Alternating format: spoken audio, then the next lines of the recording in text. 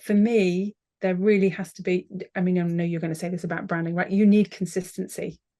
So really being truthful about what is my tone of voice when I'm writing, when I'm talking, what is the way that I want my clients to perceive me. So, for me, I want people to see warmth. I can trust this person, but also competence. I know what I'm talking about. I'm not a sort of a girly or giddy brand. That is not really where I sit. I sit more in the sort of the archetypes. I would say like a sage warrior kind of place. It's like, I'm going to hold the space for you, and I'm going to help you and educate you to get you where you need to be. So I think that having a very strong personal brand in terms of the way you communicate, so that's writing, that's how you show up on a podcast, that's how you do a pitch, all of those kinds of areas, I think it's really critical that you find your space. I also would say to people, it takes time. I've iterated to get here, just like brands iterate, right? I didn't know this when I started off. I've kind of found my way here and gone, oh yeah, no, okay, this fits. This is where I sit. This is where I'm super comfortable. And this feels very truthful between me and the audience.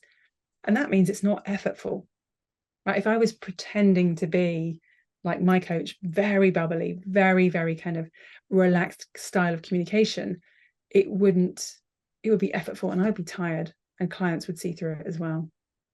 That's an interesting point with the feeling tired. And I think something I always get from when we talk is, and we're going to use the word again, but authenticity, a congruency with who you are and how you present and how you show up. And you said two words there, warmth and kind of almost, I can't remember the other word you said, like accountability, competency. Yeah, yeah. Mm. So those two, and I definitely feel that. I feel like you are somebody who cares a lot, but is also, you care about what you do and the results you get. And I get that through the way that you communicate. And I think that's amazing that you can get that across in how you present yourself. So I wondered, when you're working with a client, where do you start in terms of to identify what kind of voice and presentation style they're going to use, and how do you start to draw that out of somebody? I love this bit. So we're very kind of, our whole philosophy, our whole process is inside out. So there's no point in working with somebody and saying, okay, you need to walk like this or stand like this, you need to pause like this, you need to say this, can you use this tone of voice? Because I'm not a director in a play, and I'm not working with an actor, I'm working with a human being. So it's got to come from the inside out. And when we start working on the inside, we also discover all the clutter, all the nonsense, all the narratives that we tell ourselves that are not true. Yeah. So for instance, I will constantly tell myself I'm no good with tech, right? I'm actually all right with tech. It's not a thing I love doing, but I have this narrative that I'm not good with tech.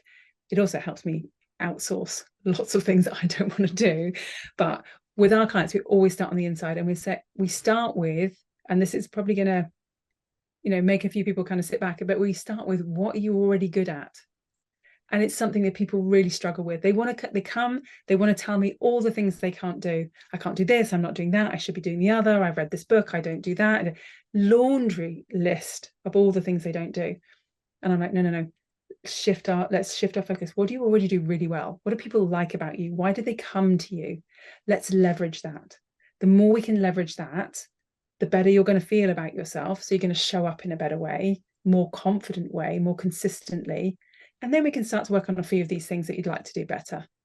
So that for me is always the beginning bit, because then again, you're working on that authentic piece, and you're not creating these homogenized speakers who all sound and look the same, because that's not going to benefit anybody, least of all me and them essentially, and me as a business. I mean, that's pretty limited, isn't it? So it's about creating that authenticity by starting with what works, how do we do more of that, and then stopping any little things that are undermining your credibility, your competence in terms of how people might perceive you.